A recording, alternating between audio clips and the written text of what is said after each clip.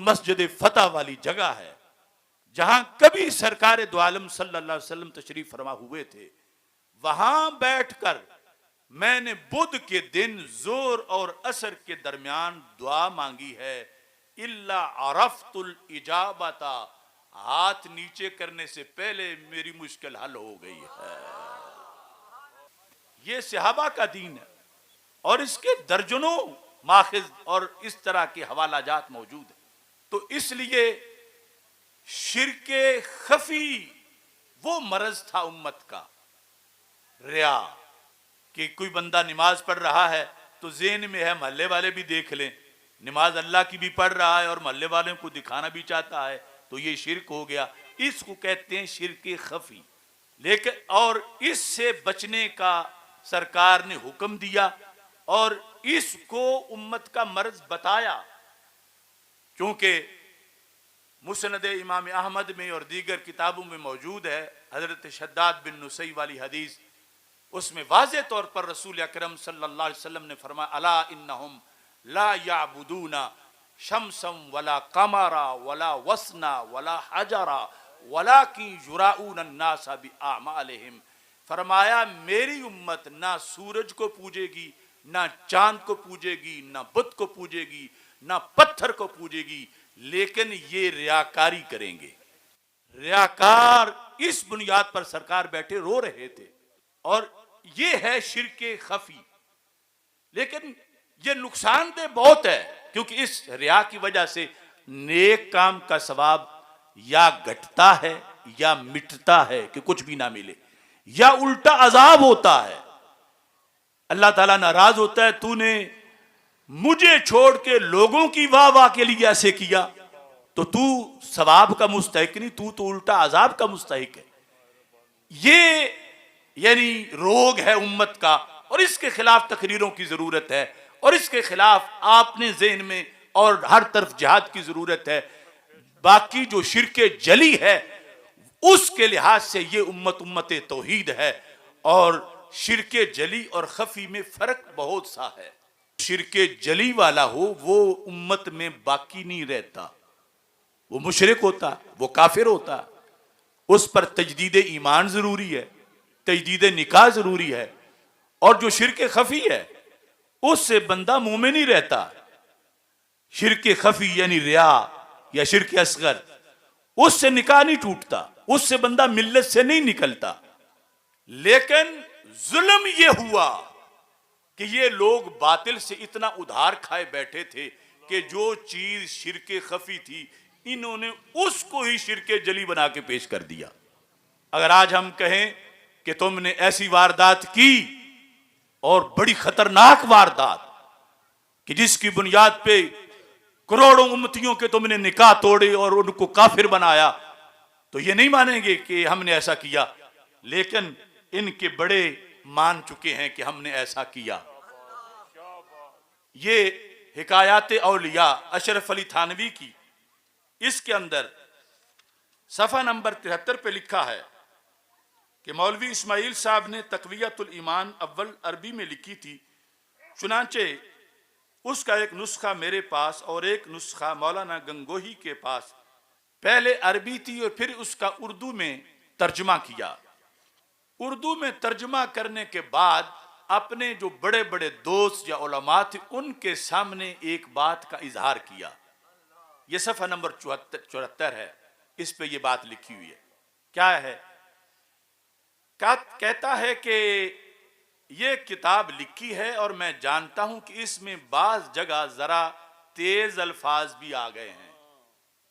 ذرا تیز، ہاضمہ دیکھو کتنا تیز ہے، یعنی کفر اسلام کی بات ہے اور ذرا تیز الفاظ بھی آ گئے ہیں۔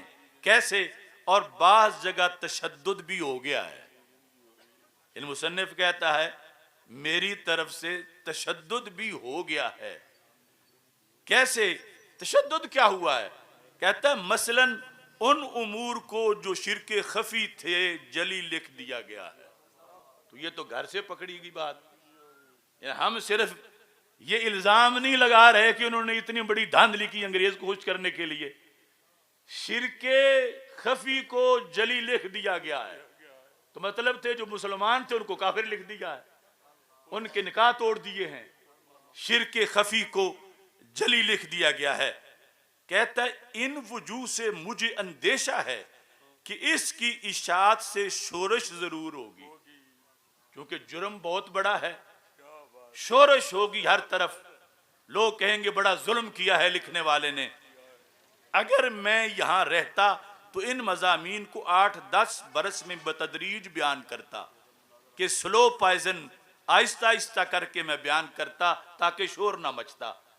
لیکن کہتا ہے لیکن اس وقت میرا ارادہ حج کا ہے اور وہاں سے واپسی کے بعد عزم جہاد ہے، اس لیے میں اس کام سے معذور ہو گیا کہ 8 سال میں کروں، اور میں دیکھتا ہوں کہ دوسرا اس بار کو اٹھائے گا نہیں، کسی کا یہ حوصلہ نہیں کہ وہ شرک خفی کو جلی بنائے، میرے سوا کسی نے نہیں کرنا۔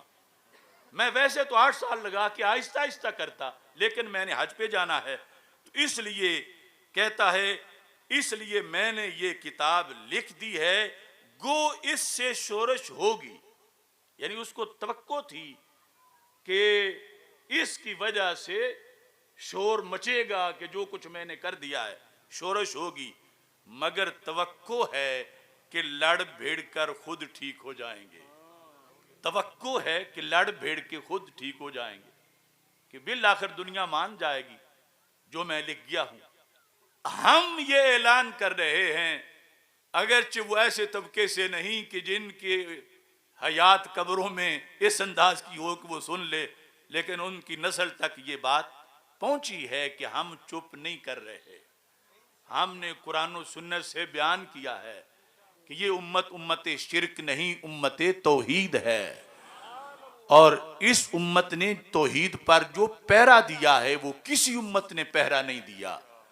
میں پورے دعوے سے کہتا ہوں اس بھرے مجمع میں جو سب سے غریب ہو، نادار ہو، اسے کوئی بت پرست کہے کہ میں تجھے سونے میں تول دیتا ہوں، چلو تو ایک بار چل کے میرے بت کو سجدہ کر دے، میرا یقین ہے وہ کہے گا میں سونے تیرے منہ پہ مارتا ہوں، میں بت کو سجدہ نہیں کروں گا۔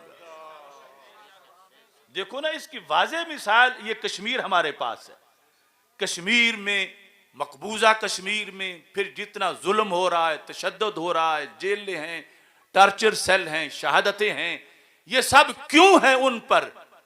کہ وہ بتوں کو نہیں مانتے، وہ اللہ کو مانتے ہیں۔ آج تک دنیا کو، ویسٹ کو، امریکہ برطانیہ کی خبر رساں ایجنسیوں کو ایک مسلمان بھی ایسا نہیں ملا کہ جس نے ہندوؤں سے کہا ہو چلو میں تمہارے بت کو سجدہ کرتا ہوں، مجھے جیل سے تو آزاد کرو، میرا گھر تو رہنے دو، مجھے جینے دو۔ یعنی سارے ستم سہ رہے ہیں مگر پھر بھی شرک کی طرف نہیں آ رہے، اپنے اسلام پر قائم ہیں، کیونکہ یہ امت توحید ہے۔ میری دعا ہے کہ رب ذوالجلال ہم سب کو اسی مسلک اہل سنت پر، عقیدہ توحید و رسالت پر ہمیشہ قائم رکھے، اور خالق کائنات جل جلالہ یہ پیغام ہمیں آگے بھی پہنچانے کی توفیق عطا فرمائے۔ ضمناً یہ حوالہ بھی دیکھ لو کہ یہ گڑبڑ انہوں نے تسلیم کی، کتاب ہدیۃ المہدی جو ہے وحید الزمان غیر مقلد کی، اس میں اس نے صفحہ نمبر 26 پہ لکھا شدد بعض اخواننا من المتاخرین فی امر الشرک وضیق دائرۃ الاسلام۔ انہوں نے کہا کہ ہمارے بعض بھائیوں نے جو متاخرین میں سے شرک کے مسئلے میں تشدد کیا ہے اور اسلام کا دائرہ تنگ کر دیا ہے، جو شرک نہیں تھا اسے شرک بنا دیا ہے۔ تو یہ خود ان کے ہاں اس بات کو تسلیم کیا گیا۔ اللہ تبارک و تعالی ہم سب کو آخری سانس تک عقیدہ توحید و رسالت، عقیدہ ختم نبوت اور دیگر معتقدات پر قائم رہنے کی توفیق عطا فرمائے۔ وآخر دعوایا ان الحمد للہ رب العالمین۔